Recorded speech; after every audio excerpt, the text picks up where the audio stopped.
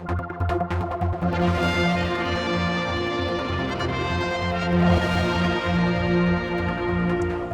I'm down at the Met Office at Romsey Airport talking with David Boultbee, who's on duty tonight. And we're getting the news, of course, that we're in for quite a bit of wind, David, coming up. I mean, it's already been blustery today, but no boats sailing on Wednesday. How bad is it? Well, we're in for severe gale force winds tomorrow. There's even a hint that we may possibly see storm force winds in parts of the Irish Sea, so understandable that the boats have been cancelled, and it's all because of a deep area of low pressure which is up near Iceland at the moment. It's going to be tracking east slowly over the next, 36 hours or so.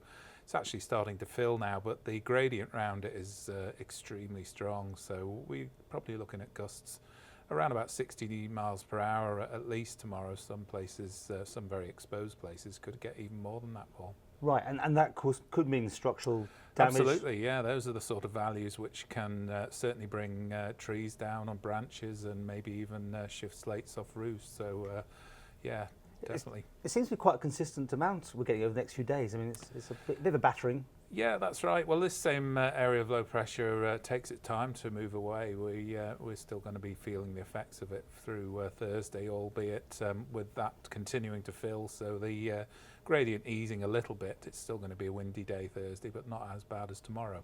Now, the directions of the winds are very important. For which parts of the Isle of Man are going to get the most problems? So where would we expect to see the most activity, should we put it, on the shorelines?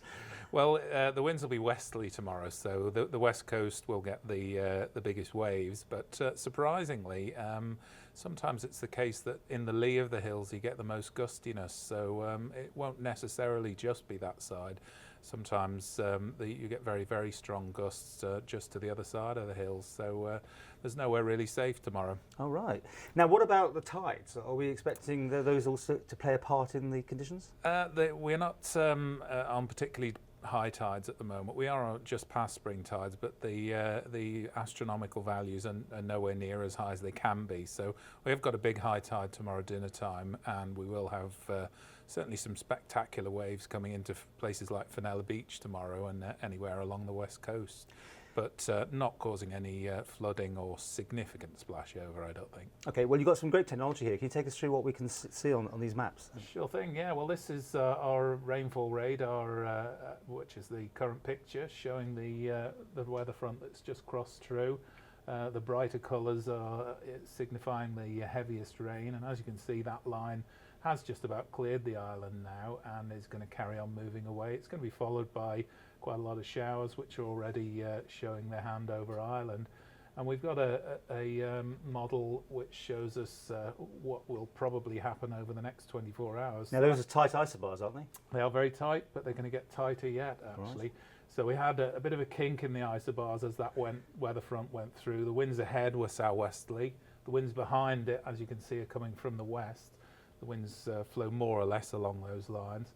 So running through that simulation, we can see that weather front carries on away, but as I mentioned, the isobars do get a lot tighter into tomorrow. This is Wednesday morning, is it? That's into Wednesday morning. That's 9 o'clock tomorrow morning, so not many in the way of showers, but very tight isobars. The winds, as I say, averaging 30 to 40 miles per hour with gusts up to perhaps 60 miles per hour. And that's the sort of thing that could bring a tree down on a road and cause problems? Easily. Or power lines as well, I suppose. Absolutely, yeah. So the message really is just be careful, and when will it get better? Well, it slowly gets better through tomorrow night into Thursday, but it's probably Friday before people will really start to notice. Okay, before I finish, it'd be remiss of me not to ask a weatherman, are we going to have a white Christmas? It's looking unlikely, Paul, to be honest. We are expecting things to stay quite mobile, which means weather coming in off the Atlantic, and obviously when it comes off the Atlantic, it's usually on the mild side. So don't bet anything at this stage? I certainly wouldn't be betting on it.